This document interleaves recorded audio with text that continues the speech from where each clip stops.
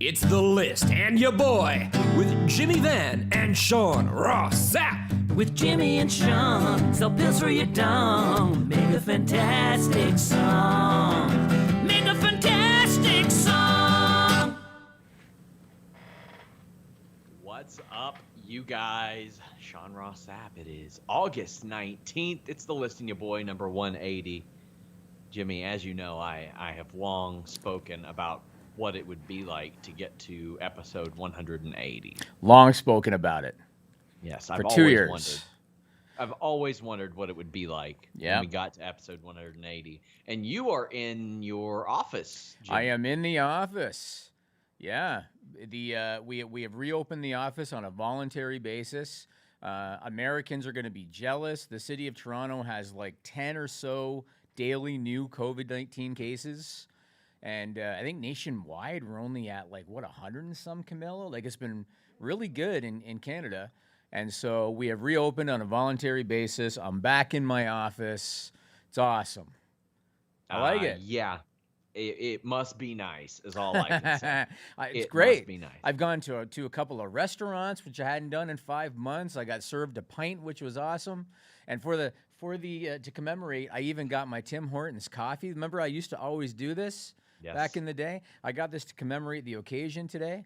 So I'm glad to be back, man. We had more than 10 cases one day last week in the county next to me. So really? And Toronto is like, because I don't know. Toronto's a little bit bigger, yes. I was going to say, but I don't know if they're counting with when they do the reporting. I don't know if they're counting just the city, which is about 3 million, or if they're counting the Greater Toronto Area, which is about 5 million. Sure. But either way, 10 new cases a day, Sean, with that population size, things are pretty good, man. You know? Well, things would be good if you wonderful people would donate super chats. Any amount, get your question or statement read on the air. Leave us a thumbs up, subscribe, encourage Jimmy to participate in the FTF movement. I know that is integral. It is important to him. That happens. I've been hacking Wrestle Talks feeds all week, Jimmy. Really? Yeah. I didn't notice. That's good for you. I all I do is think about the FTF movement, Sean. It keeps me up at night. Well, I appreciate that. It shows your dedication to me and what I'm doing to making you money. Brian Morey says, #FTF. Also, Jimmy's chair looks so comfy. It is very comfortable. Thank you very much. We have 2 parts to this studio. So on the other side, we have like a Joe Rogan desk with 4 chairs, and I could do it over there if I chose, but I like my recliner, so I can. And Sean, I can do this if I want. If I really want, I can put my feet up, but I'm not going to do that. But okay, yeah, it's good. It's good. And Tim Traver says, I have to be respectful, but #FTF, faithful to Fightful. There we go. It can be whatever you want. The FTF movement is about the people. All you people. All you people. And Jimmy, we've got some wrestling to talk about as well. Well, the first thing I want to do is I want to send my condolences to the family of Xavier, former Ring of Honor champion Xavier. Real name, John Bedoya. He passed away at the age of 43. I haven't heard a cause. Have you heard a cause yet, Sean? Your audio just went out. I muted it while I poured my little drinky poo over here. I have not heard a cause. Oh, but I shouldn't laugh during this segment either. You shouldn't say funny shit during a segment like this.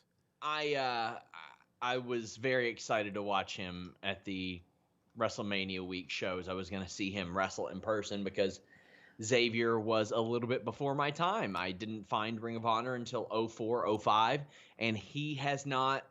He wrestled here and there, like after 2010-ish, but really he didn't do a lot of stuff that I saw. So he was gone from ROH by the time that I found them, and I was very excited to check it out. And this is it's a tragedy. It is, and 43 is way too young. So and I understand that he's got a son, I believe. So my condolences to his family. Well, we're doing this on August 19th. There's some breaking news today. And I'm not going to lie, Sean. To me, this is just not a surprise at all. No. But this is the breaking news. Outkick.com was the first to report, and PW Insider has supposedly confirmed that Renee Young has given her notice to WWE. It is confirmed. I was able to confirm it, too. Okay, so she's given her notice to WWE. No word yet on her last day, Sean, I assume, right? The word is that she's finishing up this weekend. Okay. Okay. Um, you know what? So the first thing I want to say is, and I guess now I can call her Renee Paquette, because I always knew her as Renee Paquette because she's from Toronto, Canada. And even when she was in WWE as Renee Young, once or twice on this podcast, I accidentally called her Renee Paquette because that's just how I know her. Yeah. But I guess we can call her that again, unless she's going to go by What Renee. about Renee Good? I was just going to say Moxley. Maybe she'll go by Renee Good. But let me a couple things I want to say. First of all, when it comes to broadcast talent, to me, the loss of Renee Young is the biggest loss WWE has experienced since Mean Gene Okerlund and Bobby Heenan went to WCW in the 90s. Mm-hmm. To me, she's the biggest loss. And I know some people are going to say, what about Jim Ross? By the time Jim Ross left WWE, he was past his prime, with all due respect to him. Renee Young is still in her prime years as a broadcaster. Very well may not even have reached her prime. Right, may not have even reached her prime, yeah. And she is a massive loss for the company. Now, I do want to say, some people are going to say, oh, it's too bad she didn't get an opportunity. She was the first female Raw commentator. Mm-hmm. She got to go to Saudi Arabia to do commentary, which took a lot of effort for them to get that done. They gave her a show on FS1 backstage. So she did get opportunities. The problem is they were never consistent opportunities. And I really believe, if we're going to be honest, I think WWE expected this. Because the last several months they hadn't really used her aside from some backstage interviewing and things like that. Otherwise, they used Charlie Caruso, who's also great. Nothing against really her. good. Caleb Braxton's good. Nothing against her. And Charlie's already on ESPN. Yes, and she's good too. But Renee's in her element when she's either moderating a cast, or if she's like a host of a show. That's when she's really in her element. And I've heard people say that her goal is to be a daytime talk show host. I could see her doing something like that. I definitely think like the ESPNs of the world are going to be trying to recruit her. For all we know, she already knows what she's going to do next. And everybody's going to say maybe she's going to AEW. Who knows?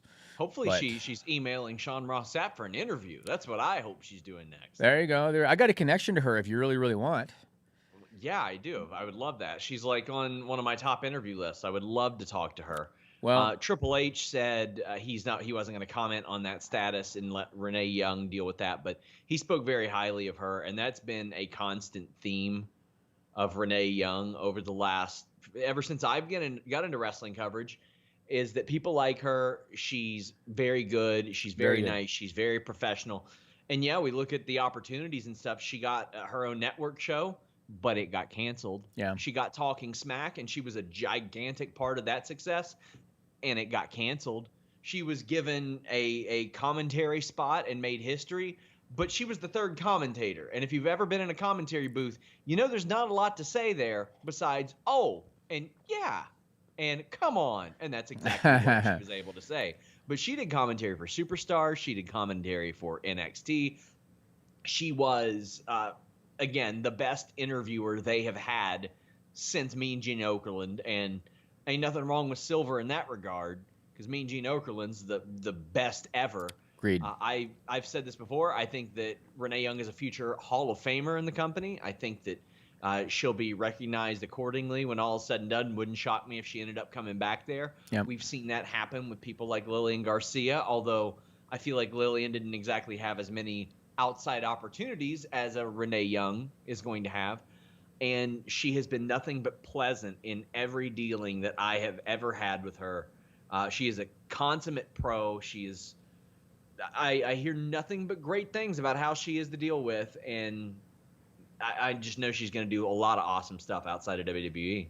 For sure she is. She is just an elite level talent in what she did. You know, one thing I would love to ask Renee is, how are you in terms of your wrestling fandom now compared to a decade ago?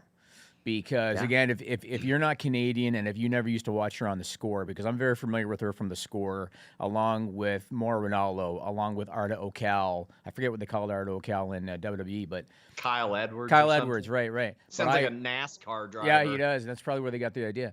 But I used to watch her on The Score all the time, and she was a massive WWE fan while hosting on The Score. She would always talk about wrestling, and I think she was the first host of the After Raw show that they produced.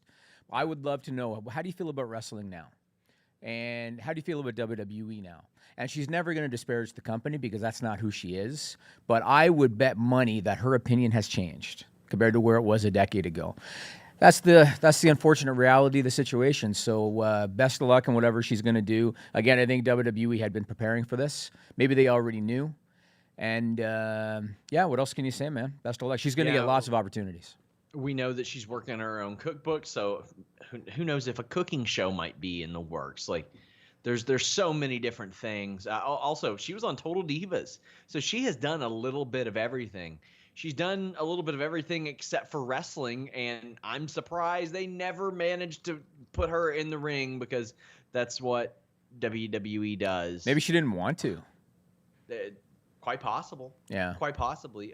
But again, I think the world of her, and she's going to do some awesome stuff for sure. Yep, she is for sure. So she's going to be missed, and what else can you say? She was just a phenomenal talent. I want to talk about Sonya Deville because this is a slap in the face when it comes to reality when you are a female celebrity. Oh, yeah. And can you imagine, you hear stories about, say, the Taylor Swifts of the world that live in compounds and have security teams. And I'm not going to disparage the level of celebrity of a Sonya Deville, but can you imagine what someone like a Taylor Swift probably has to deal with? So I'm sure everybody's heard the story by now. It was on early Sunday morning, August 16, an intruder entered her home. He was armed with a knife. He was armed with pepper spray. He had stalked her on Twitter. He was standing outside the house while she was inside, I think watching the UFC, and he was standing outside watching her from her pool, tweeting her from a second account saying, "I'm going to kill the person with you," which as it turned out was Mandy Rose, an obsessive stalker fan. Very lucky she got out of there and they're fine. And have you heard anything new about this? My first question is, and I know you probably don't know yet because this is all so new, is she still on the docket for SummerSlam? As far as you know? It's still on the docket from SummerSlam based on what I heard Monday. And that's just what I heard Monday. I think that will become a little bit more clear on Friday. Right. This is not. I reached out to Sonya. I've talked to her a few times here and there, and but before this, and she was able to react to my comment and all that stuff. But she seems like she's handling it okay. But this has to be a traumatic experience. It Absolutely, has to be a scary for sure experience. I mean, quite frankly, I see some of the comments that Denise or Anna or even our mods like Jesse, Issa, Hannah, I see some of the stuff they get as females who like wrestling. Right. And it's psychotic. Psychotic, the entitlement that some people have. The things that some people think it's okay to say or do or insinuate. Yeah. Now magnify that by however many times she's got millions of followers on social media. She is on network television. I would say every week, should be every week, but often on network television, cable television, pay-per-view, WWE Network, Total Divas, like all that stuff. This type of behavior is not okay. It is not okay. The thing is, what happened before that wasn't okay. The crazy tweeting, the nonstop obsessions, like that stuff is not okay. These are people. They are humans. And if I see one of you say, "Oh, well, you know what? They got to deal with it because they're public figures." No, fuck off. They do not have to deal with that. They do not have to just take that. That is so stupid. Give these people their privacy. They don't owe you shit after that show ends. I mean, I something tells me that this guy's got some issues. Oh, I'm sure. And that plays a part in it. I mean, I look at it like when you put yourself out there in the public eye, no, you should not have to accept it and should not have to tolerate it. But depending on your level of notoriety, I think that you have to be prepared for it. You have to be prepared for it, but you don't have to be prepared for anybody being on your property. No, for sure. And again, you shouldn't even have to prepare for somebody stalking out your flight manifests. Sure. I agree. You should feel confident when you go to the airport that people aren't going to be like, "Oh yeah, well, I know what flight they're on." That's creepy shit, especially man. when you whisper it like that. Yeah. Well, that's how it ends up. Sounded like you got experience the way you did that. What, knowing people's flights? Well, Not to make fun of the situation, because it's not a funny situation. I'm really glad that she's okay and Mandy Rose is okay, and I'm sure that they're still probably dealing with it. And hopefully this gentleman is kept behind bars or gets whatever help he needs, because I think we've seen enough situations where even if you get an injunction against them or if you get a restraining order, so long as they're on the streets, that might not be enough. So hopefully he gets taken care of and she's okay. Yeah, my God. And I mean, he was from where? Like South Carolina? Something like that, yeah. He would have had to have made that trip. Yeah. Jesus, man. And we've seen it time and time again. And, you know, I respect Shane Helms and what he says, where I had posted, hey, don't follow these people at the airport either. He's like, it didn't bother me. All due respect to Shane. He's also 5'11", 6 feet tall, 220-pound guy with amateur wrestling experience that could – anybody that was there to get his autograph that tried some crazy shit, he'd be able to dump them on their skull. No issue whatsoever. That's not a luxury that a lot of people enjoy, and I'm sure he knows that. I'm sure he's seen crazy stuff. We've seen Arn Anderson in his night clothes. Somebody knocked on his door and was like, sign a belt. That's too far. I agree. Yeah. I mean, so, I've seen stuff with accounts of women that are obsessed with the male wrestlers. I think I showed you one, a Dolph Ziggler obsessive fan a while back. Do you remember that? Yeah. So they exist, but I agree, when you are a female celebrity and people are tweeting you the things that he did before he showed up, there's definitely got to be cause for concern there. You can't just turn a blind eye to that. And Sonya Deville, that poor woman, may never feel safe in her own home again. It wouldn't shock me if she moved. Wouldn't surprise me. So, okay, let's go to the latest Band-Aid, the latest WWE Band-Aid. So it was confirmed this past Monday, August 17, by Buddy Dyer, the mayor of Orlando, that WWE is going to begin a 2-month residency. It's almost like the Vegas stuff with like Elton John and Celine Dion now. They're calling them residencies. Yeah. For 2 months at the Amway Center in Orlando. They're starting with SmackDown this Friday, August 21st. They're going to be doing Monday Raw live, Friday SmackDown live, pay-per-views live on Sundays. No fans are going to be permitted. It's an open-ended contract, so they can extend past the 2 months if they want to.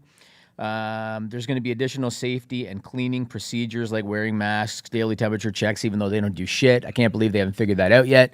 Hand sanitization, physical distancing, and it said COVID testing, but they left that very vague in terms of the COVID testing.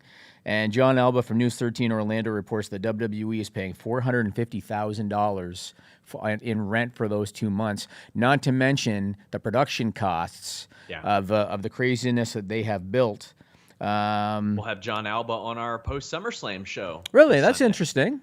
That's interesting. Yeah, I reached out to him because he has done some incredible work on so much stuff since the COVID era really got started. And I mean, Florida's been the hub. Yes. Florida's been the hub for wrestling, and he has just knocked it out of the park. And he's gracious enough to do this show with us.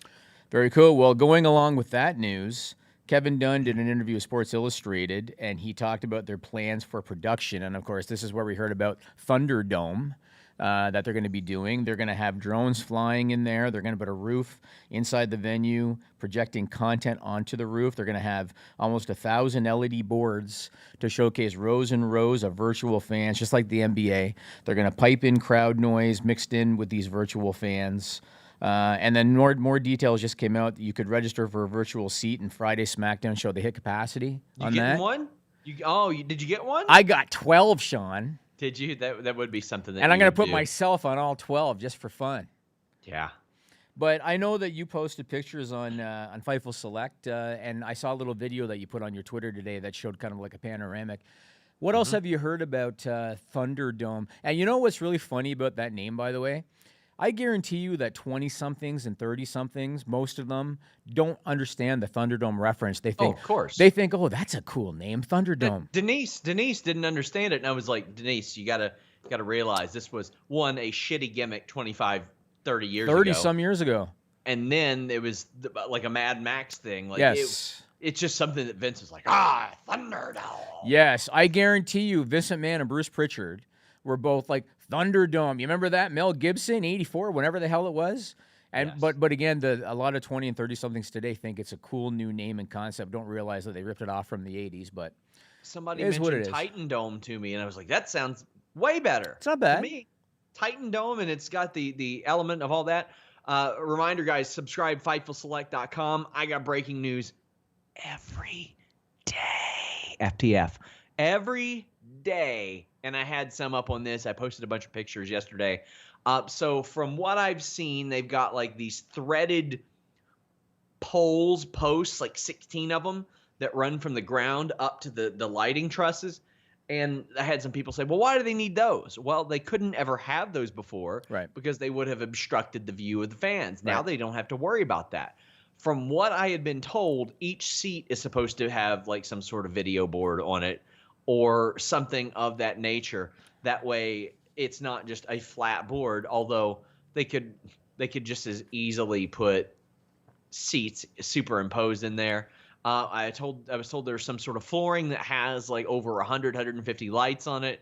I've been told that people working on it are very happy with it. This was originally scaled for like stadium production, but without fans, they were able to scale it down and make it work in Amway. So Right. I think it sounds pretty cool, at least. It does, but so the original thumbnail that I made for YouTube that we changed because of the Renee news, the original thumbnail, I put lipstick on a pig on it. And Yes. Sean hit me up this morning, and he's like, don't you think we should have something a little bit more descriptive? And I said, no. I'm going to Yes. leave it like that because I haven't heard. The last time I heard somebody say lipstick on a pig was around the time that Mel Gibson was in ThunderDome. Yeah. There you go. They almost go together.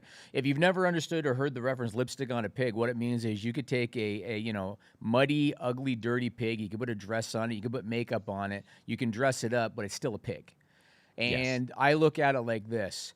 They can have LED screens, they can have virtual fans, they can have all kinds of lights and prettiness and drones and everything, but so long as the creative remains the same, so long as they're still not creating new stars, so long as they're still having distraction finishes every other match, so long as that doesn't change, the aesthetics are going to wear off. Yeah. And it's going to be nothing more than lipstick on a pig. Do I think that we are going to see ratings increase because of this? Short term, yes, I do. I think Friday's numbers are going to be better because of this. Summerslam, maybe they'll do decent in subscribership because of this. Do I think 2-3 months down the road, if creative doesn't change, the numbers that they get now potentially are going to remain? No. They're not. Also, I'm excited to see Kevin Dunn crash a drone into Drew McIntyre trying to get a zoom shot. That would should actually be funny. They could do that as an angle, and then they show Randy Orton with the remote. No, Retribution's got to have the remote. Retribution's going to have the remote. Retribution brings in their drones. Right. Oh, man. Could you imagine? Short term, Vince McMahon was very honest on the earnings call. In his mind, he truly believes that ratings have dropped because they don't have the live fan experience. That's what he believes. And in his mind, he believes that if they can get some kind of live fan interaction, again, the numbers are going to go back up. It's not the truth, but it's what he believes. And so, again, in the short term, they will probably pop a rating. In the long term, they won't unless creative changes. So Well, I applaud them for trying, and quite frankly, I think they should get NXT the hell out of that dimly lit place they're in. That's a depressing watch, man. Just how dark and dreary it is there. Yeah. Oh, man. But they're not going there, as we reported on FightfulSelect.com this week. Triple H confirmed that today. He confirmed an upcoming draft today, which we reported on FightfulSelect.com. You all should probably just subscribe. Do that. But you all should also donate some super chats right now. Any amount, get your question or statement read on the air. We're a little light on those today, guys. So if you're not doing that, go buy one of those Dong Lord shirts over at shop.fightful.com so Jimmy will stay off my ass about it. while supplies last, you better get it. One other thing I want to point out here is when they were at the PC, they reported record profits. Their costs were dramatically lower than they normally would be because everybody just kind of stayed at the PC. They own the venue. They don't have to pay these kind of rental fees. If they don't see the results they're looking for here, and not only are they paying $450,000 in rent for 2 months, the production of the ThunderDome is not free. You know what I mean? Like they're probably into the 7 figures, at the end of the day, and that's basically just pure cost. Pure expense, because if they don't see the numbers bump that they're expecting, they're basically just going to take it, on the EBITDA when it comes to the next earnings call. So We'll see what happens, man. What kind of a hit do you think they're taking on their EBITDA with cereal, Jimmy? No idea where this is going. Do you think that they're eating lots of cereal and catering, perhaps maybe more than they should? Maybe. Well, if they were using MagicSpoon.com, they wouldn't be. Okay. Jimmy. Because Magic Spoon will get you filled up a lot better than those other cereals. It's got 0 sugar, 11 grams of protein, only 3 net grams of carb in each serving. It's not going to sit there and leave you unfulfilled like other cereals that don't have that. I'll fill up a bowl, then I'll go have another bowl. Jimmy, do you ever just eat cereal anymore? On occasion. My kids like Special K. I'll have a bowl with them sometimes. Yeah, well, Special K can piss off. How about that?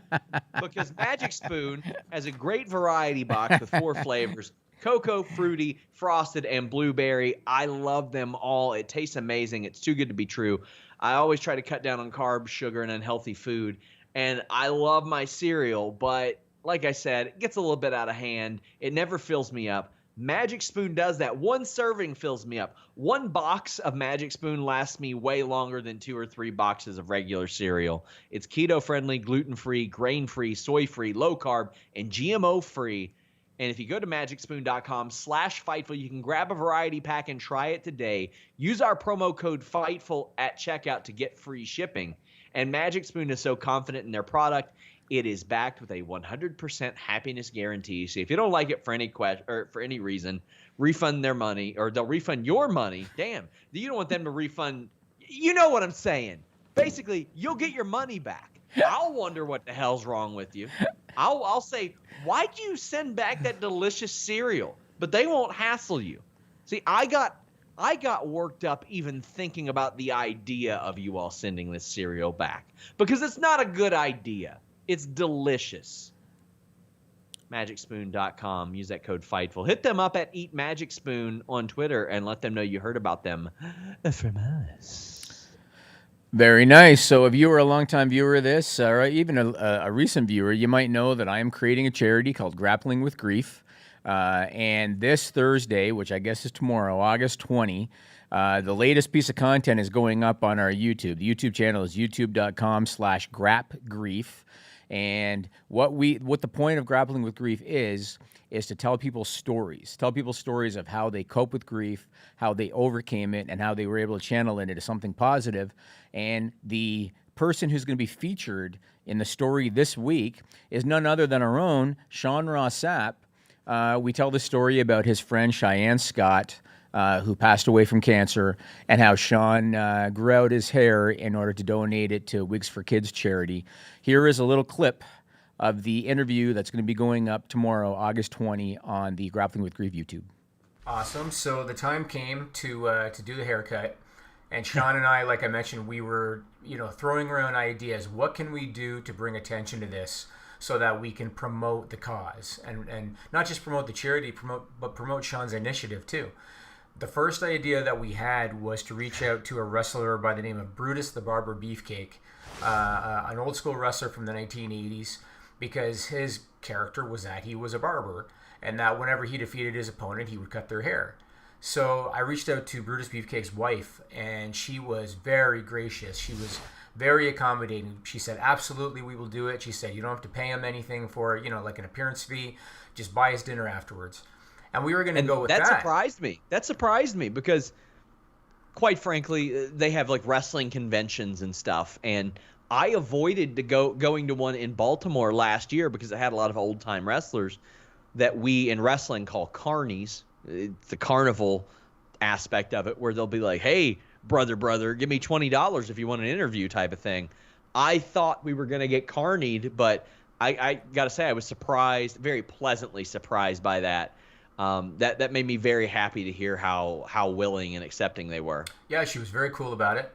But then fate kind of took us in a different direction. So there was a brand new wrestling company at that time called AEW, All Elite Wrestling. And they launched a weekly national television show live every Wednesday on TNT in the U.S., on TSN in Canada. They had a group at that time, an act, And basically what that act would do is they would defeat their opponent in the ring, they would cut a lock of their hair, and they would keep it as a trophy. And I saw that, and Sean and I talked about that, and we said, this could be a better idea just because it's more timely. You know, nothing, no disrespect to Brutus Beefcake, but this was just a timely, fresh, new group. And so I sent a tweet on December 20 of 2019. I sent a tweet to Brandy Rhodes. Brandy Rhodes is the chief brand officer of AEW, but it just so happened that she was also involved on television with that group called the Nightmare Collective. That was the name of the act. So I sent a tweet to her, and within an hour, Brandy Rhodes got back to me on Twitter and basically said, absolutely, we'll do it. She said it in character, so to speak, because her character at the time was a bad guy. But she said, absolutely, we'll do it. She said, let's set it up. So from there, Sean and I, we arranged, I think it was Cleveland, Ohio, Sean? Oh, boy. So it was there's a lot more to it than that. So, I mean, the timely aspect, and I'm not even talking about the Nightmare Collective. You got to remember with the Brutus thing, we were paying attention to his website to see where he might be near me geographically that we could realistically do this. When we had thought that we were going to go with Brutus, we said, well, I'm going to be in WrestleMania for Tampa. I had a show that week, and I was going to do interviews. Well, it was like, well, we might as well just wait until Tampa WrestleMania week. As it turns out, Jimmy, there was no Tampa WrestleMania week. No, that was April of 2020. So by then, COVID-19 hit and wiped out WrestleMania, And little did we know that in December 2019 that had we planned this for April 2020, the haircut would not have happened like that. That's right. Whatsoever. Nothing happened. And so that's originally the idea that was being thrown around for AEW. Once again, that interview is going to be released tomorrow on our YouTube channel, youtube.com/grapgrief. So check it out. Quite the interesting story, man, and the way it worked out and AEW's involvement, and it was good. It really worked out. It drove awareness to your charity and to your initiative, and it was good. Yeah, one of the things I'm most proud of since starting Fightful. I was very happy about that, and we were able to get other people to donate their hair as well, and that made me that was just so awesome to me. Awesome. Well, this next thing, I was debating whether I was going to talk about this on the podcast or not, because I don't like to drive publicity to any person or outlet unnecessarily. The reason I'm going to talk about it is because it got a much bigger social media reception than I expected, and that's why. Get me buried, Jimmy. I don't care. I don't care. All the time you're like, oh, don't talk about others. Don't talk about others. then you get on here and you're like, well, I'm not the journalist here. I'm not the journalist. Either. Yeah. I'm not either, Jimmy. Because do you know how many times in my mentions I get people calling me a so-called journalist? Do you? Yeah. I mean, it's like I told Denise the other day. You can't please everybody. So especially as your notoriety grows, you can't. You just have to accept that you can't. Well, on August 16, Bleacher Report's wrestling section called BR Wrestling, they posted this photo on their Twitter account, put up the photo. This was from Bleacher Report. It said, report, quote, virtually everybody in WWE has contacted AEW except Roman Reigns. And then in the fine print there, it says, via Dave Meltzer. So when that came up, I've talked about this before. I have a lot of respect for Dave Meltzer. He's a pioneer in wrestling journalism. A lot of people seem to really not like him. I have a lot of respect for him. But when you are in a position like he is, where everybody trusts what you say and our other outlets are going to report things based on what you say, I think that means that you have a certain responsibility. And so when you say things like that, and I realize he said it on a podcast and it wasn't something that he thought it had, he just kind of said it, you need to have a certain responsibility knowing how it's going to be received. So when that came out, I posted on Twitter and I said that this is embarrassing because of the fact that other outlets are going to pick it up just like BR Wrestling. Now, the first thing that we should probably point out is that Bleacher Report is in bed with AEW to a degree. They live streamed their pay-per-views. And so obviously they have incentive. They're owned by Warner Media. Oh, I didn't even know that, but there you go. But Yeah. I knew that they live streamed their pay-per-views, and so obviously they have an incentive to want to post a graphic like that and to want to spotlight news like that. So that's the first thing that we should say. But The other thing that I want to say is, so there were some pro AEW people, and Sean, you know that depending on the story, there's pro AEW people that defend it, there's pro WWE people that defend it, and those are waters that you just have to learn to navigate. There were pro AEW people that came out and said, this is embarrassing at all. If you're a pro athlete, you should reach out to the competition and try to maximize your money. The thing is, that was not the context of the conversation. If you actually listen to the podcast, that was not the context of the conversation. They were talking about people being unhappy in WWE. They were talking about shit creative. They were talking about, I think it was a Q&A question, and the question was, who do you think is going to go to AEW within the next 12 months? And they specifically asked about Roman Reigns and Ricochet, and that was the basis of the conversation. Now, the quote that came from Meltzer that I want to read was, virtually everybody in WWE, including guys who have claimed different at one point or another, have called up people in AEW trying to see what they can get or have had interest. But Roman Reigns, and there's a couple of others, but Roman Reigns was basically, of the top guys, he was the only one who never even inquired. Now, you and I know for a fact that that's not true. And there are certain wrestlers in WWE that have spoken to us who have indicated that's bullshit. And so I just kind of want to point out, I'm really big in trying to debunk in bullshit journalism. And again, with some context. One said, well, it depends if they mean to figure out what I can do, like you said, leveraging, creative or anything like that, then no, I haven't. If it's to talk to my friends in just a normal context, then yes, I have, they said. But the first two people who are very, very high up in the company both said no. And said that they know plenty of other people that said that too. But it's one of those things, it's like, how can you prove it one way or another? Because somebody can always say, oh, well, of course they don't want to tell you that.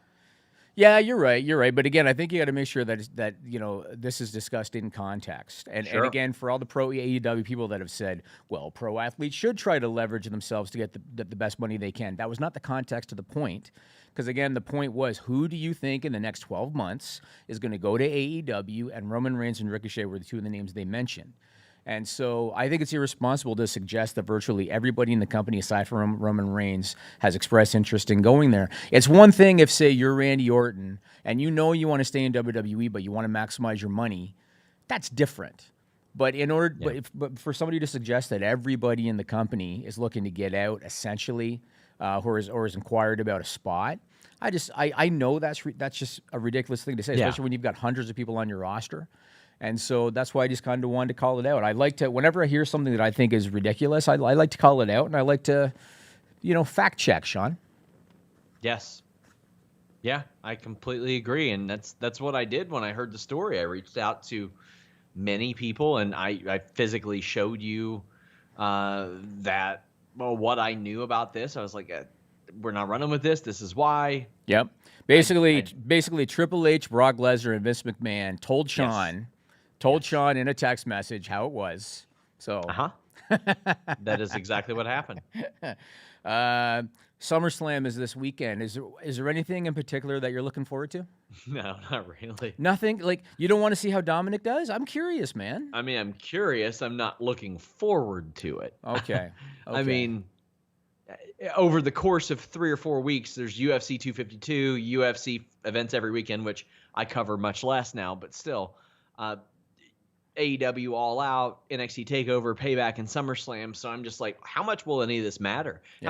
How many of these matches am I going to see one night later, 5 nights later, 7 nights later on Raw, SmackDown, Payback? I'm looking forward to Sasha and Asuka. I'm looking forward to Mandy and Sonya. Yeah. And that's really it. I've seen Apollo MVP 100 times. Yeah. I've seen this Strowman-Wyatt feud going, and I don't care. I've seen Street Profits on Angel Garza and Andrade to the point where I don't care. Yeah. Just where I am. I agree with you on all of that. And one thing from Raw on Monday, and I think I posted this on Twitter too, because we know that Vince McMahon books week by week. We know that, and that there's no long-term planning. Mm-hmm. If Zelina Vega was going to poison Montez Ford, wouldn't she wait until they're actually having a tag team title match to do it instead of doing it before a meaningless singles match? You know what I'm saying? But again, can't make sense of any of this. No, but again, isn't she in jail? Well, I mean, you could say that for a lot of things in the company, but yeah. And so why aren't they in jail? Make sense of it. Making sense should be the benchmark. And my thing on Monday was like, okay, well then say that's how they get their title. How they get their match is Montez and Angelo are like, you give us our match or we're pressing charges type of thing. Right. Oh, Yeah, man. no, you're right. I mean, I am curious to see what Dominic can do, but again, it's the street fight stipulation, and so he can be protected because of that. He could just do punches and use weapons and stuff like that. Sure. I think it'll be fun. I think it they'll will do be. good. I want to see how it does. I had questioned, what kind of gear is he going to wear, and somebody on Twitter said to me, well, it's a street fight, so probably a T-shirt and jeans, and I thought, you're right. I forgot about the street fight stipulation. Yeah. But I am curious to see that. Now, I know that there were some people that were upset about the fact that Asuka's getting 2 title matches. And the message was, why can't they have Bianca Belair or Lacey Evans or Rhea Ripley or somebody else in that spot? Shayna Baszler.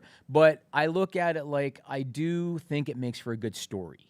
The fact that I care about the story. Yes, and I agree. And Sasha and Bayley have kind of been bullying Asuka, and they screwed her out of the Raw Women's title. And so it makes sense that Asuka got the title shot, got the Battle Royal win, got the other title shot as her way of trying to get back at them. It tells a good story, even though I understand give somebody else a spot. It does tell a good story. I agree, and we're about to tell some stories with these super chats. Reminder, guys, donate one. You get your question or statement read on the air here at youtube.com/Fightful. If you haven't, subscribe. I know that 45% of you are not subscribed. We have analytics that prove it. So subscribe. Dante V says camera cuts are going to be wild with the drones. I think it's time for them to simplify it, Jimmy. Scorpio Sky's entrance in AEW? Yes. They use a drone for that, right? You know what? I'd have to see it right in front of me. When he's looking up to the sky and then it zooms in on him? Yeah, I tune out a lot of entrances at this point. Okay, well, the point I'm making is they did simplify it in that case. There's no cuts. It's just going to, and it looks cool the way they do it. You know what I mean? Yeah. So there is things they can do, but you're right. They have to just not do all that Kevin Dunn bullshit. Dante V says, just bought my Dong Lord shirt. Shout out to the mailman who fucks that's going to drop it off. I appreciate that. Represent your postal system well, or postal service well. They need you. The Dallas fan 1982 says, what can WWE do on SummerSlam that would shock you? Have Cody Rhodes do a run-in to cause Drew McIntyre the title match. Nothing. I think if legitimately what they could do to shock me is bring some finality to a bunch of these stories. If I don't see Street Profits versus Garza and Andrade on Monday or next Sunday again as well, I would be shocked. Yeah, that's about it. You're right. That's about it. Yeah. Jobber JJ496 Oli Davis #1 fan TM, who is a big supporter of the FTF movement and hates Wrestle Talk, says previous drafts haven't included NXT. Does this draft include NXT? Is Sean a man of the people? Favorite jobbers? Barry Horowitz is my favorite jobber. I was trying to work him in a match in April. I'll tell the story about that following through eventually.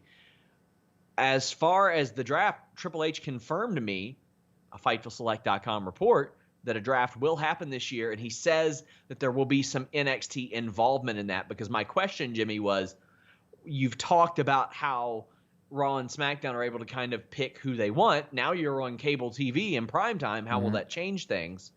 So, yeah, it appears that they will. And Jobber JJ49, you know the stuff. Leader of the FTF movement besides me, says, never see it coming like Otis cashing in his briefcase. Do you think we could see him cash in Sunday? I mean, it would be at least interesting because no one gives a shit about Braun Strowman and The Fiend. So I don't know. They've really put him on the back burner. Yeah. I mean, he was so hot coming out of Money in the Bank, and the storyline with Mandy was so hot, and they just really cooled it off. So I don't know, man. Frankie Aguilera says, the new draft a shakeup or a draft? Triple H used the term draft, but that has not been determined as of yet. Evan Wright says, Jimmy, I apologized for my reply to you of course they're going to max their money and get leverage. You're 100% right about context. Context is important. Yeah, 100%. And Evan Wright says they have overhead cameras now on AEW. They should. Make it look as pretty as possible without overcomplicating things. K2KYD says, FTF stopped watching WWE, but I'm invested in the Wrestle Talk live reaction just so I can support Sean in FTF. Well, hey, leave us a nice little thumbs up and subscribe here, too. Little thumbs up party here. How about that? Frankie Aguilera says, hey, JV, I asked you about supply side economics in Bernie's M4A plan last time. LOL, I'd love a one-time business Q&A for you on Select. Well, let me tell you, somebody else will host that besides me. Really? But, yeah. Jimmy, You're not too bad. You can lob me a lots few. of shit to do. No offense. I can't be just reciting questions to you that other people could recite to you. All right. It's like you don't get paid or something. I don't know. Yeah, I know, but I get paid to do this wrestling stuff. And, I mean, come on. You know who could do that? Who's that? Melissa. She should show up to work for once. Dizzy C says, which wrestlers do you think have benefited the most from quarantine and suffered the most? Well, Bailey has benefited the most. She can hear Michael Cole. She's great improvising. She turned it into almost a storyline. She has benefited greatly. Now, Zayn suffered. Yeah, and you know, it's funny because you could look at AEW and say Orange Cassidy and Sammy Guevara, but they might have benefited regardless. Because they've been breakout stars of the year. So I think whether fans were in the building or not, it would have been the same outcome for them. Bailey, I think, has definitely benefited for sure. Christopher Jazzcat says, thoughts on the New Japan Cup so far? FTF. It depends on what you mean. The U.S. one, because that's the one I've been watching. I'm gonna binge watch a bunch of New Japan content, but I like the shorter episodes of New Japan USA and New Japan Strong. And I mean, they're feeding me those interviews. I appreciate that. Lots of stuff. I got a Tama Tonga interview. I got a David Finlay interview tomorrow. Got Tonga Loa next week. Lots of good stuff. So yeah, I like that New Japan is making stuff matter, and it's just not like, oh, okay, well, there you go. I have not caught up on New Japan Cup so far, but you know, based on how everything else has unfolded, yeah, sure. All right, is that it for the Super Chats? Yes, for right now. All right, for the first time in months, I get to say Camillo. Let's go to Stupid People. Stupid people is what this segment's called. You might wonder why we do it. It's not about wrestling at all. Used to be WWE's weekly usage of stupid nicknames, which we did hoping they'd stop giving wrestlers lame names. But it didn't work, so we gave up. In the new segment, we came up with this stupid people. Stupid people, stupid people. Duh. I missed that intro, man. I did. If we ever go back on lockdown again, Sean, I think I'm going to need you to kind of produce and pull that stuff in. Yeah, sure, I guess. Miss it. It makes the show better. All right, this first one was reported by NBC 25 News out of Peoria, Illinois on August 10. So get this, police are on the lookout for a teenager who allegedly robbed two people at gunpoint at their place of business and ran off with their cash box. All right? Now, this kind of thing kind of happens, you know, fairly frequently, unfortunately, depending on where you're located. What makes this particular story a Stupid People news story? Somebody's dick fell off. So the two people that were robbed were a pair of 13-year-olds. Their place of business was their lemonade stand, and their cash box contained $30. Oh, man. The guy robbed two teenagers at their lemonade stand at gunpoint. Well, I mean, I watched somebody get jacked at crowbar point. I mean, like robbed, not like beat off. I thought this was going to be another Blue Chew segue all of a sudden. If you want to get jacked at whatever the hell you just said, something point, crowbar point, whatever. Yeah. This next one was sent in by Joel Pearl and reported by BlogTO on August 14. Kudos to the city of Toronto, Ontario, Canada. We've been really good about COVID. The numbers have been really consistent. However, early in the month here of August, the city of Toronto warned that 550 people were potentially exposed to COVID-19. How were they potentially exposed?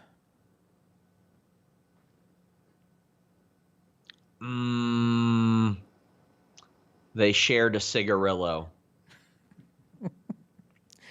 By visiting a famous local strip club called the Brass Rail. You're not gonna have a lot of social distancing at the Brass Disco Rail. there? Is Disco Inferno there? Well, it's possible. It's possible. Someone tested positive. They said, if you've been exposed, check out the COVID-19 self-assessment tool on the Ontario Ministry of Health website. But it's also been like 2 weeks, so things are probably okay now for them. But that's what happened. Hit me with the SRS file. This is not SRS file. What? Because it was just too good, and I had to put it in. I got media for it, and it was too good. I asked for one. In kind of technically, Brass Rail sort of was the SRS file. Sort of. Go ahead, Jimmy. Reported by Hypebeast.com in August 18, there's a menswear designer, and I know you're into men's fashion, Sean. There's a menswear designer. His name is Harik Rishnan. His brand is called Hari. And he has released a new menswear item through an e-com platform called the APOC Store. Do you have any idea what the menswear item is that has been released? No, what is it? Inflatable trousers. We got a picture. I don't think Sean can see. Can you see, Sean? Yeah, I can see them. Inflatable trousers. We have another picture of another pair. Put it up. Well, Look at that. you know what? How is that Here's real? the thing. How is that real? I'll tell you how it's real, Jimmy. They took Blue Chew from BlueChew.com. If you want to inflate your trousers, check out our friends at Blue Chew. Blue Chew brings you the same FDA-approved active ingredients as Viagra and Cialis, so you know they work, but they get those pants real big. You're going to walk right in. You're going to have lasers shooting out. I don't know where, but you're going to say, lasers. Welcome to Thunderdome. You're going to have Kevin Dunn flying a goddamn drone across your bedroom doing zooms, cuts, camera cut, zoom, shake, zoom, because the action is going to be fast-paced, but you're going to last. Don't worry. You're in for a 3-hour sitting, if you know what I'm saying.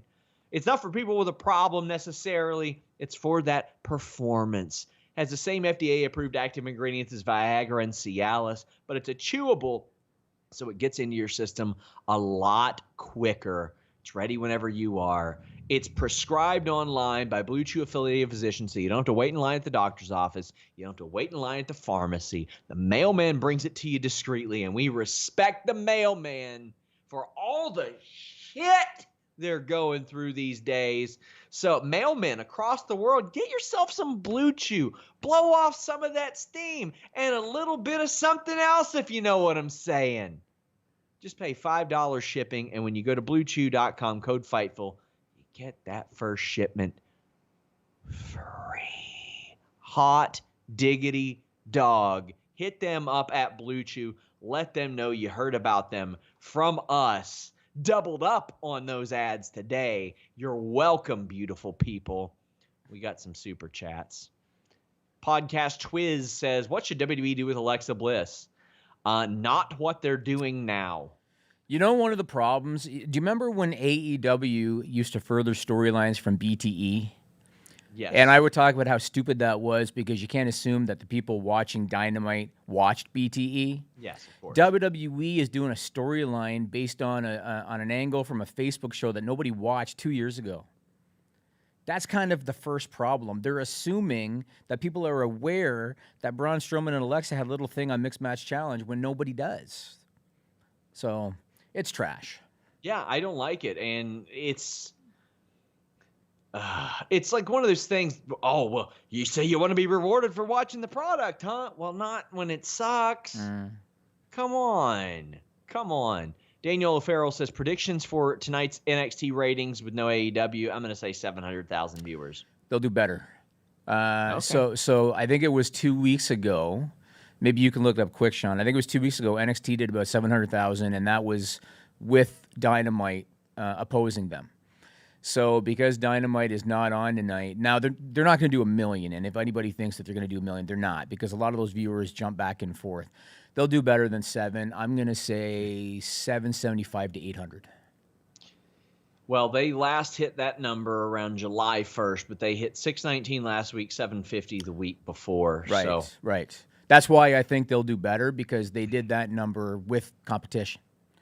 So Almanac says, imagine a post-Quizzlemania Wrestle Talk with the slogan, follow that Fightful, #FTF. Let me tell you, it's going to mean something a lot different than that. James Stewart says, I used to be Team JTJ, but my seizures started happening again, so FTF for life. Yeah, reminder, guys, I think I'll be popping in on that live stream on Sunday that they're doing, and we're going to get them to change their entire website slogan to FTF because it's important. Christopher Jazzcat said, what would you like AEW to do with Eddie Kingston? I don't have a firm grasp on that right now, Jimmy. I don't know what they can or will or might do with him, but I think they're picking up too many guys. yeah. Until they launch a second show, and this is no disrespect to Eddie Kingston, it's no disrespect to Ricky Stark, it's no disrespect to any of these guys that kind of were given essentially television tryouts, getting matches with Cody, and then they signed them. They're signing guys without a plan, and I know Tony Khan had said that when Ricky Stark was wrestling Cody, Starks, I'm sorry. He said when he was wrestling Cody, he already had a plan for him or something, but clearly he did not. Because he's doing nothing. He's going to do Dark this week. So they got to start signing all these guys until they have that second show launched. So to answer your question, I don't think they know. And publicly they'll say they do. I don't think they do. Wouldn't hate to see Kingston kind of reform LAX under a different name with Ortiz, Santana, Diamante, Ivelisse. Yeah, you know what? That's not bad. Yeah. Evan Wright says, Shane's equivalent to Vince's such good shit, pal, is, that was sick, pal. I saw that. I know. I love it. What else you got, Jimmy? Well, one more thing, but let me say first that if you go to FightfulSelect.com after this, we're going to do The List Goes On. We are going to talk about Velveteen Dream. We're going to talk about Bill Goldberg, Sean's favorite. We're going to talk about Rusev. That's an interesting one. We're going to talk some Ring of Honor. And some more stuff. So go to The List Goes On, FightfulSelect.com after this. Last thing I wanted to ask your thoughts on is this. So you know that Shawn Michaels, when he was an active wrestler, one of the things that he was notorious for was that he would oversell if he didn't like the guy that he was in the ring with. Yes. And of course, the famous match, Summerslam with Hulk Hogan, he takes the big boot and he flopped around for 2 minutes like a fish because he didn't like Hogan. This week on Raw, Shawn Michaels' sell job on that punch on for a great, phenomenal. Some people say that Shawn Michaels is the best in-ring wrestler ever. Some say he's the best in-ring wrestler ever. For Shawn Michaels to take the punt, the move that has knocked everybody out cold, the move that guys have supposedly been stretchered out for taking, and within 20 seconds he's sitting in the corner reaching for the top rope to pull himself up. I watched that thinking, what the hell was that? Should have sold Dad. What was that? Why did he do that? That's weird, and it was taped. And it was taped, right? They could have gotten around that. I thought that was weird. I would love to know. So did you notice when they were going off the air, Randy was back in the ring because he had dropped Drew, right? And he's back in the ring, and he's gazing at Shawn in the corner. I'd like to know if they went off the air and if Randy Orton was like, what the fuck was that? I don't know. You know what I mean? I don't know. I can try to find out if there was like any heat or anything like that, but that was embarrassing. That was embarrassing. Should have sold flat. Should have sold dead. Yes. Far be it from me to tell Shawn Michaels how to sell, but well, come on, like it made building up a SummerSlam match. You're right, but that's why it made me think about his reputation. Yeah. And it made me wonder. I wonder if he's got a problem with Randy Orton. Fair, yeah. You know, that's understandable. So yeah, I'd be curious to know about that. But that's all I got for you, man. List goes on. FightfulSelect.com. So. I got somebody actually just who was watching the show sent me some information about this, Jimmy. Okay. They only did one take on that Shawn Randy spot, and it seems like Randy actually caught him, so Shawn might have been dazed. No way. That's rumor. That is not a report. Right. Not a report. Don't aggregate it. Yeah. I have not confirmed it, but this person has given me nothing but perfect news in the past. I mean, if that's the case, then he's forgiven because then he didn't know what the hell he was doing. If that's the case. Okay. Yeah. FightfulSelect.com, but leave a thumbs up. Subscribe. We have predictions up. My Tama Tonga interview is up. David Finlay interview is up tomorrow. I had a great conversation with him. I said, hey, do you think your dad could still go? And he says, hell yes, he could. I'm very excited for you guys to see that. Until next time, we're out. Subscribe to Fightful on YouTube for the latest exclusive podcasts, interviews, and news across boxing, MMA, and pro wrestling.